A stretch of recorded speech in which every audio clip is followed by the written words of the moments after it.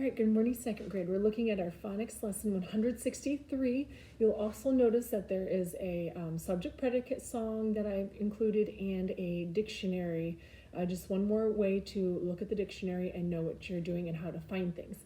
Now on your page today, on page 325, 326, it is talking about, again, using a dictionary and glossary, how to know the difference between the two.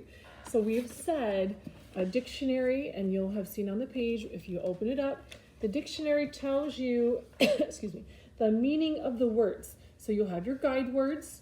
It will tell you exactly, so let me just pick a word here. Let's pick the word here. The word is accept, and it says to receive or take willingly.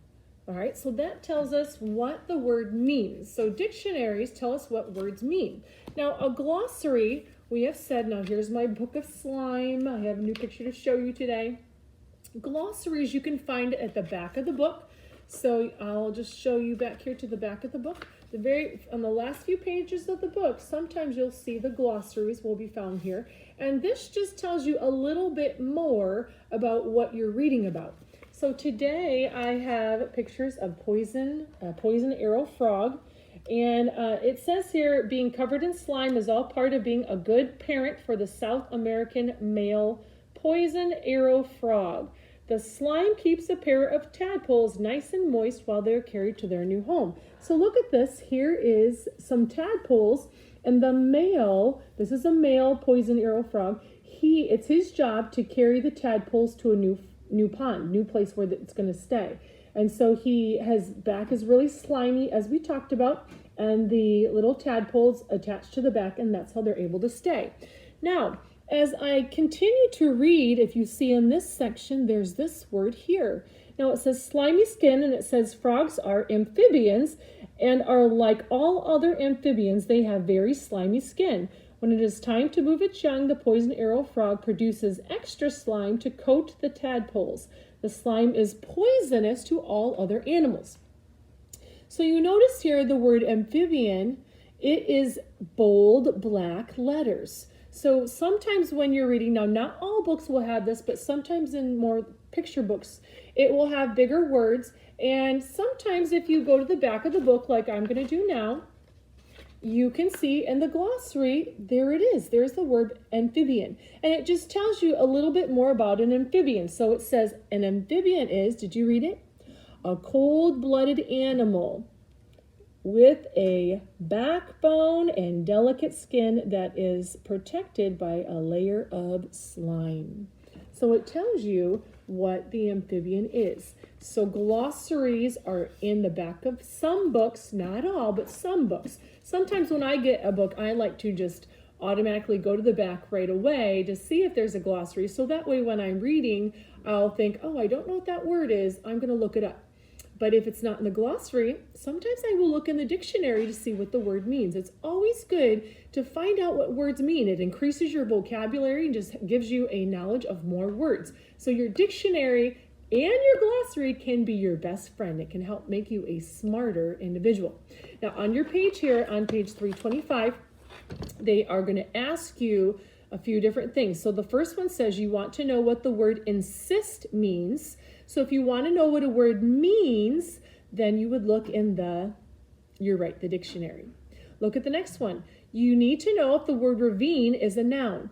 Now, do you look in the dictionary for a noun or do you look in the glossary? Okay, remember we talked about that. Dictionaries gives us the parts of speech, so you would definitely look in the dictionary from that. Now the next one, it says you want to learn more about a buffalo.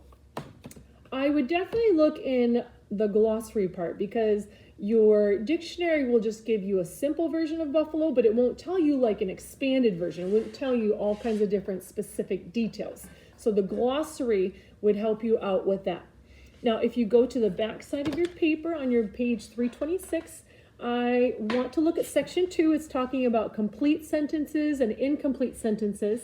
So remember, I guess, especially with that song I showed you, capital period, but include your subject and verb. If it doesn't have who you're talking about and what they're doing, then it's not complete. So let's look at the first one. Mount Denali in Denali National Park is the highest mountain in North America. So ask yourself, does it have a capital? Yes.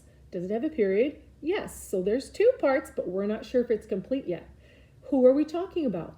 Mount Denali, and Denali National Park is the highest mount in North America. We're talking about Mount Denali.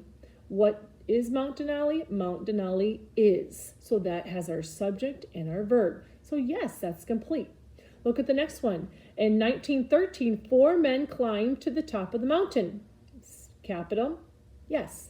Period? Yes. Who am I talking about?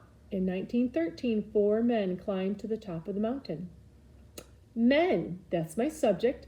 What did they do? What did the men do? The men climbed. Good job. So that's complete also.